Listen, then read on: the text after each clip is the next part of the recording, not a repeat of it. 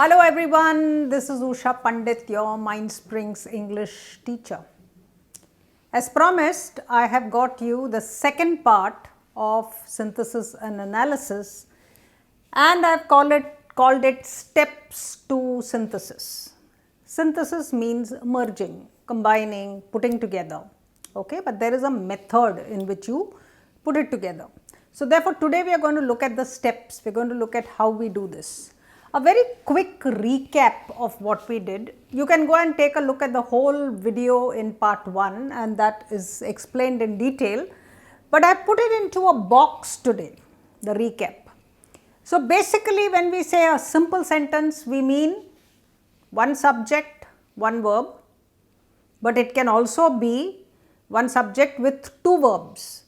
If the second verb does not have its own subject, it's not a compound sentence, it's a simple sentence. I think we said this. But if just saying it is not enough, guys, you need to practice with many sentences, only then you will get it. So it can be SVB, that is subject, verb, verb, one subject sharing two verbs, or it can be two subjects sharing one verb. So all these combinations are simple subjects. When you come to a compound sentence, you must clearly have SV and SV, subject verb, and they are to be joined by a coordinating conjunction, which is your FANBOYS. FANBOYS is, what does it stand for? For, and, nor, but, or, yet, so. These are the conjunctions that you use to create compound sentences. So if you remember FANBOYS, it's very easy. Make sure there is a subject verb on both sides, that is two sentences joined together.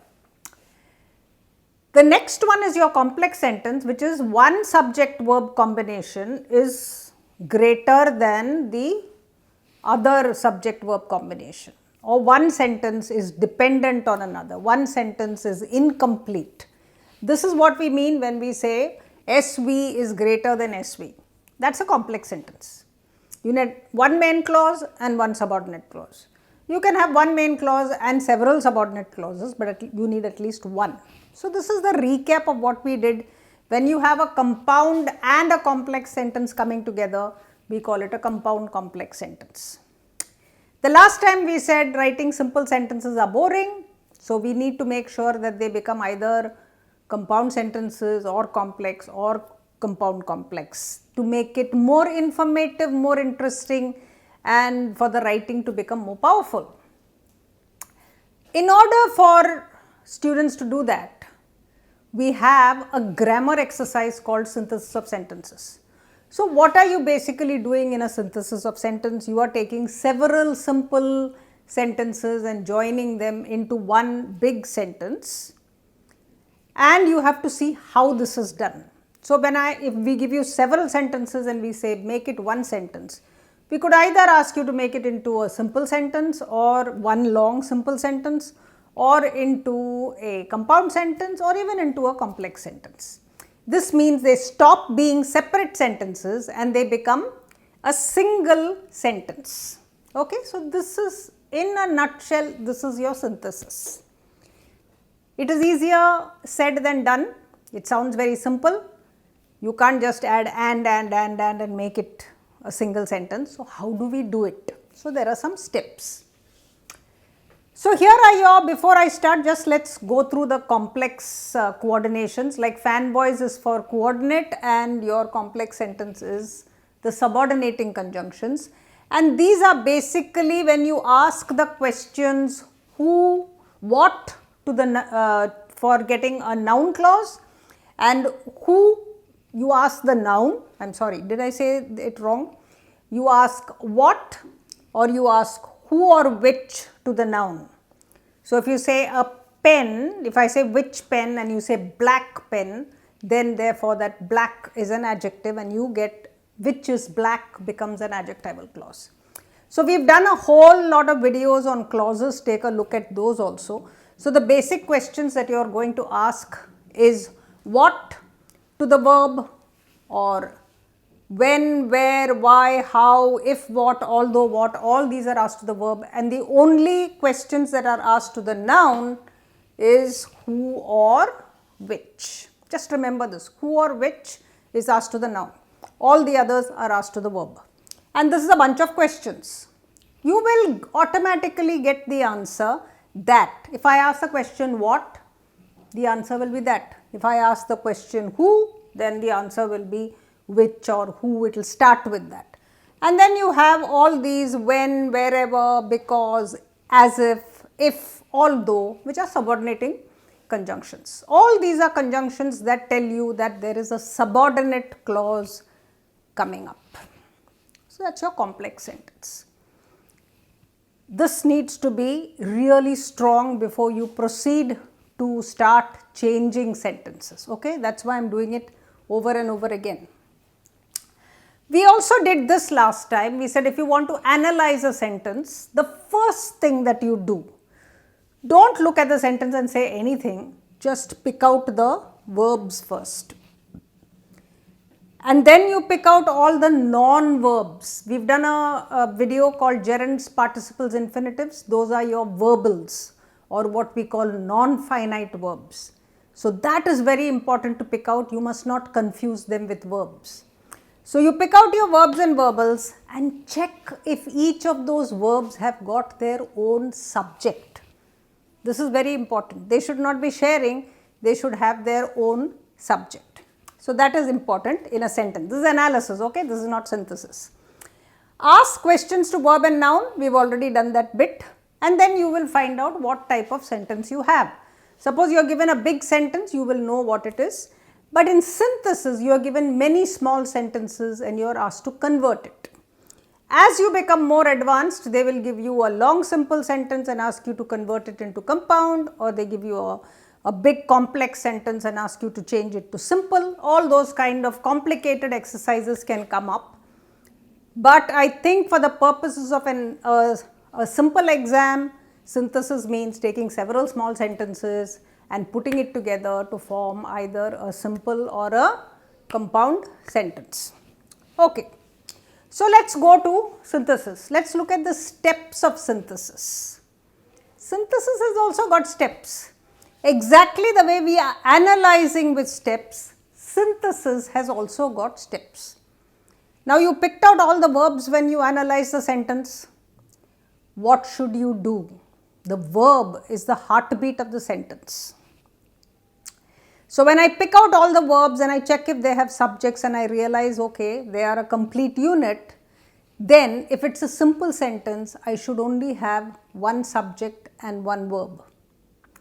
Now I am very happy for you to say, oh miss, but you said one subject and two verbs, two subjects and one verb. When you are merging your sentences, don't do anything like that. Keep the simple sentence as one subject and one verb and you will be fine. Okay? So we are going to restrict ourselves to one sentence and one verb for a simple sentence. So we need only, now if you have the sentences have 6 verbs, if you have six small chota sentences, you may have 6 verbs in it. I cannot make a simple sentence with 6 verbs. I have to knock off the verbs. That is why I have put that in a red box, cut verbs. Merging can be done only if you start cutting out the verbs. And that is why we need to know how many verbs there should be in each of these sentences. So if you are called upon to make it simple or compound or complex, you know what to do. You know what the characteristics are of a simple, compound, complex sentence. Very important. So we have to cut the verbs. We have to bring it down to one verb, or we have to bring it down to subject verb, FANBOYS, subject verb, compound, or we have to bring it as subject verb is greater than subject verb. When I say greater than, I mean all these conjunctions are, they stand for that greater than. If I had to put an equation on FANBOYS, I would put equal to. So this is how we remember it. Okay. Now how do you cut verbs? This is a big question. How can you cut verbs? You cut verbs by doing A, B, C, D. What is A? You simply drop the verb.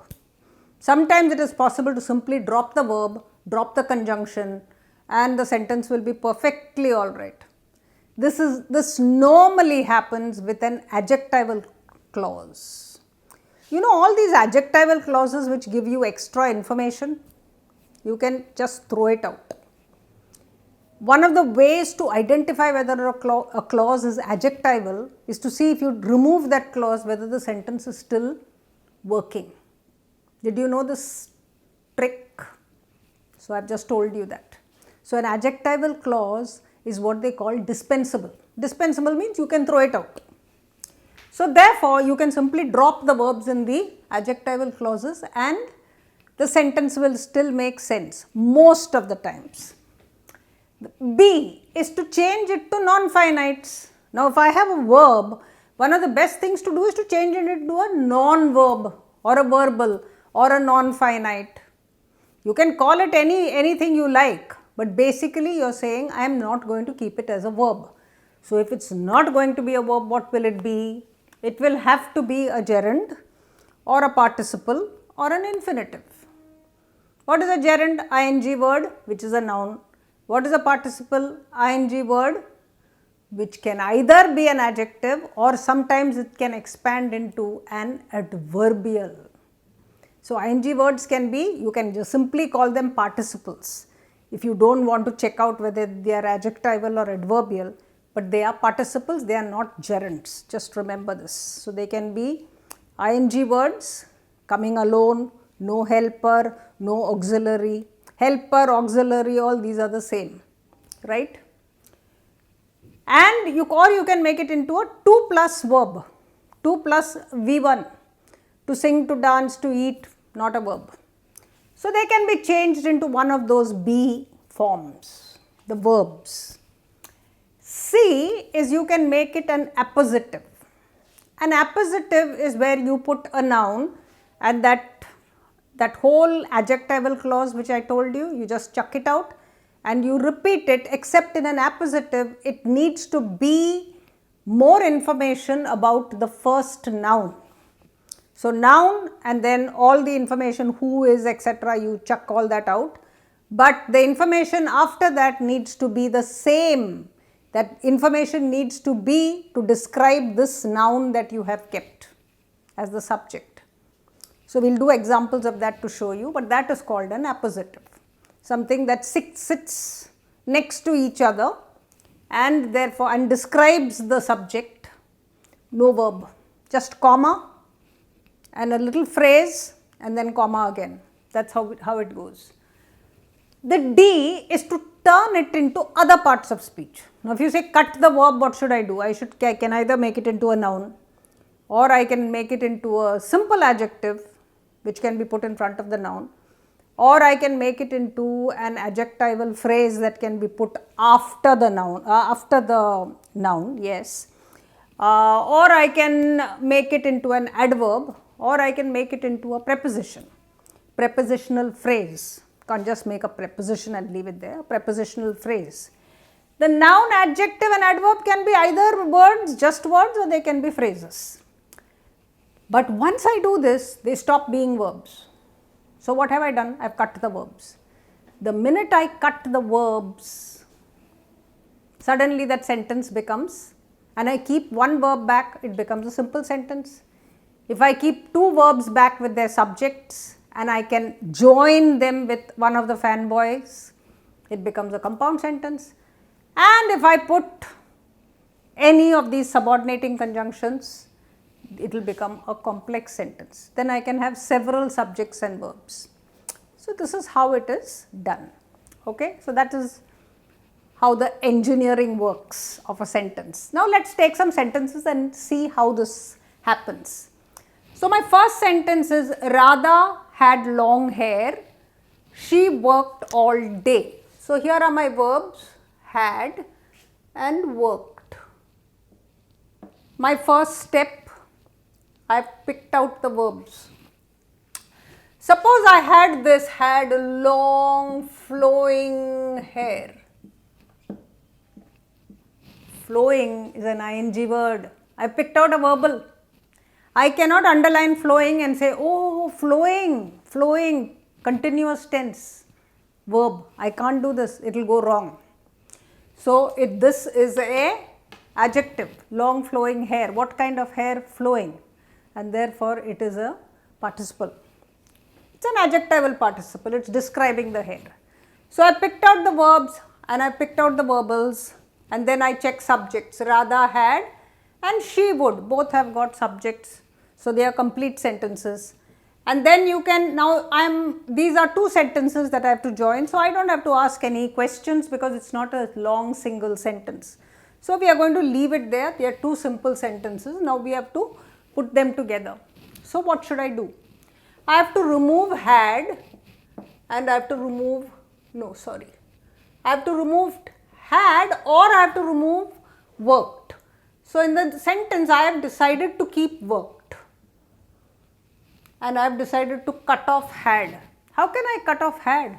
Radha had long hair.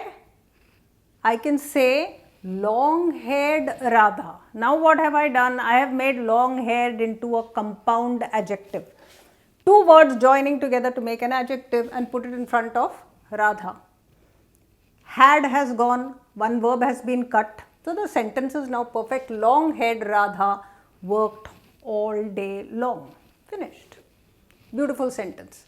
Second sentence is Radha worked all day, she was tired, she slept.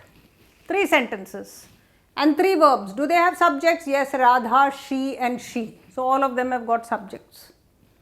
Now I need to get rid of them because I want to keep one verb. So what verb am I going to keep here? I am going to keep slept as the verb. This is my verb. So I have to get rid of worked and I have to get rid of was. So here I am choosing to make it an ing word. Working all day, comma, because it's one idea complete, and being tired, two things. Working all day and being tired, was has become being and worked has become working, Radha slept. Simple sentence. Let's take the third one. The man who is standing near the door is the cop. Can you see the verb here? Is the verb. This is your conjunction. The sentences are the man is the cop. Who is standing near the door? The man is standing near the door. So if it was two sentences, it would be the man is standing near the door, the man is the cop. If you join them together, you get the man who is standing near the door is the cop. Now, if we want to get rid of this, what we will do is, we are going to simply take out this. We can say the man standing near the door is the cop. I can even take out this and I can say the man near the door is the cop. See, I told you the adjectival, you can take it out completely and throw it out, the adjectival clause. So that's that. Radha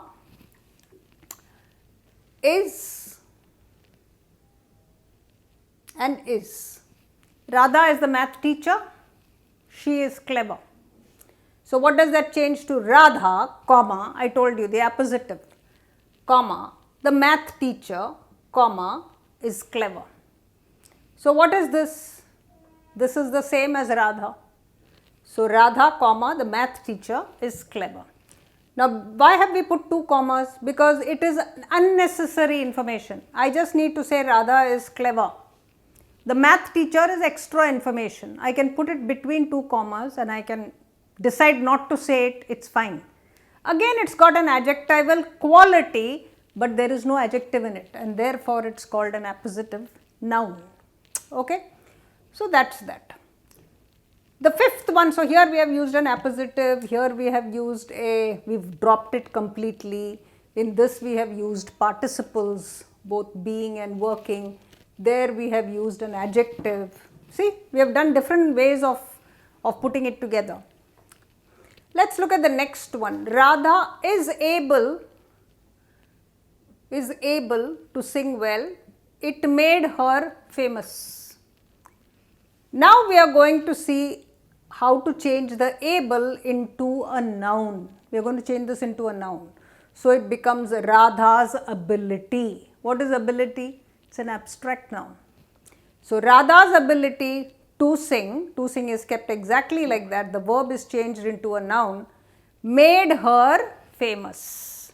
Why are we dropping the it and the she and all that? Because they are repetitions. You are making one sentence, you don't need two subjects, you just need one subject. So therefore you remove those subjects. Radha's ability to sing made her famous. The sixth one, he jumped onto the bus, he was quick. What are we going to do? We want to get rid of this. Now one way of doing it is to make this into an adverb. He was quick. What do we mean by he was quick? Quickly. So therefore he jumped onto the bus, he was quick becomes he jumped onto the bus quickly, or I can use a phrase in a quick manner, and do you know I can even change it into a participle. I can say being quick he jumped into the bus. So you can change it in many ways, it is not just one way of changing it. There are many ways, as long as you use one of these ways to change it. You can use 3 types here. Meena writes well, she got an award.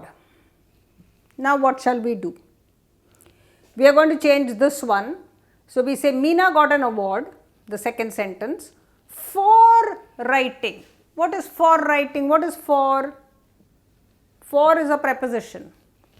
And after a preposition, when you get an ing word, is it a gerund or a participle? It is always a gerund. Why is that? Because the preposition is always followed by a noun, and a gerund is a noun. So I have shown you how to do the gerund, how to change it into a gerund. So we have changed writes into writing, and it is a gerund. They should be clean, should be clean. Cooks should make sure